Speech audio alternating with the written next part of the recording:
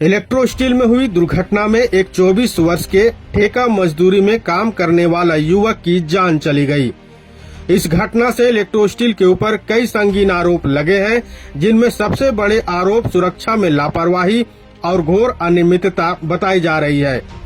कई बार electro steel में इस तरह की घटनाएं हो रही है, जहां मजदूरों की सुरक्षा को लेकर बेपरवाह इलेक्ट्रो स्टील मजदूरों की जिंदगी से खेल रहा है, जिसका हर्जाना मजदूरों की मौत से चुकाना पड़ रहा है। गुरुवार को हुई दुर्घटना में भी देखा जा सकता है कि किस तरह से ड्यूटी के दौरान एक मजदूर की मौत हो जाती है और उसके ऊपर इलेक्ट्रो स्टील असंवेदनशीलता का परिचय दे रही है। एक 24 वर्षीय ठेका मजदूर पप्पू कुमार महतो गुरुवार को इलेक्ट्रो स्टील के कोक ओवन में काम कर रहा था। इसी दौरान ऊपर से रॉड गिरने से उसकी मौत हो गई।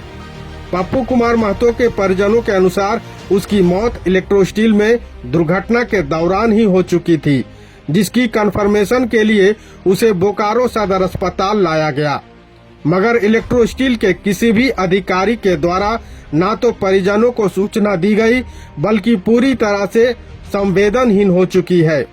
परिजनों ने इसे सुरक्षा में हुई चूक को जिम्मेदार ठहराया है, क्योंकि काम करने वाले मजदूर की सुरक्षा की जिम्मेदारी उस कंपनी की होती है जिसमें वह काम करता है, और इलेक्ट्रो स्टील अपने मजदूरों को किसी भी तरह की सुरक्षा मुहैया नहीं करा पा रही है, जिस कारण आए दिन मजदूरों की मौत हो रही है।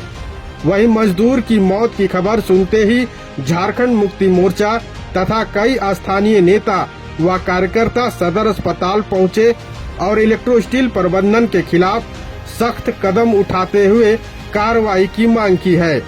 उन्होंने मुआवजे की मांग को लेकर इलेक्ट्रो स्टील को चेतावनी देते हुए मुख्य गेट को जाम करने की धमकी दी है।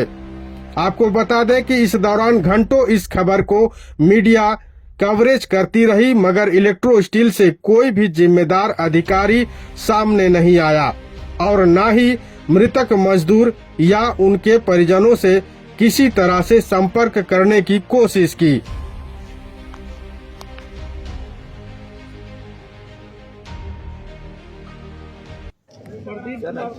देखिए, हम तो 4:30 बजे इसका जो साथी है ना, वो भी मेरा स्टूडेंट है, जो इसके साथ काम करता था, तेज नारायण महतो नाम है। वो हमको फ़ोन किया सर। वो पहले बोला था सर हम लोग के साथ रहते हैं, तो मिलजुल के रहते हैं, ठीक है। हम बोले ठीक है, रहना है सर। तो हमको फ़ोन किया सर इस तरह हुआ है और उसका कुछ नहीं मिल रहा है। क्या वो हमको लगता है मैंने रॉड गिर गया था समय रहने, पहले हाइड्रोसेल पर गिरा, उठना चाहा तो दोबारा चेस्ट पर गिर गया, और जिसके कारण उसका स्पॉट डेथ हो गया। तो लोग का कहीं मैंने ऐसा है, फर्स्ट एड करने का कोई जगह है, 16 खाता या कहाँ, वहाँ लाया तो कुछ नहीं मिल रहा था, खत्म। तो हम अभी यहाँ के पूछ रहे हैं, हमको बोला गया कि सदर जाइए। हम वहाँ जा रहे थे तो बोला सदर जाइए, तो यहाँ के उससे पहले हम आ गए थे। जब यहाँ हमारा 10-15 मिनट रुकने के बाद उसका गाड़ी आया तो बोला कि हम सेटिस्फाई करने ही आए हैं। बताइए सर, कौन बोला? वो जो इसका कोई आया है साथ में, उसी विभाग का वो लोग का, वो बोला कि हम सेटिस्फाई करने लाए, जबकि वो लोग वहीं उसको घोषित कर दिया, उसका वहीं जो फर्स्ट एड है। रॉड कहाँ से गिरा था? वहीं वो जो कोकोबेन के बगल में ही कोई है, उसी में काम करता था, ऊपर में। हाँ। एक प्रदीप कुमार महतो नाम का एक व्यक्ति जो वहाँ काम करता था, क्योंकि उसी क्षेत्र का रहने वाला है, चंदनकारी क्षेत्र का, और उसका जो है इलेक्ट्रो स्टील में घटना होता है, एक्सीडेंट होता है और रॉड गिरने से उसका जो है मृत्यु हुआ।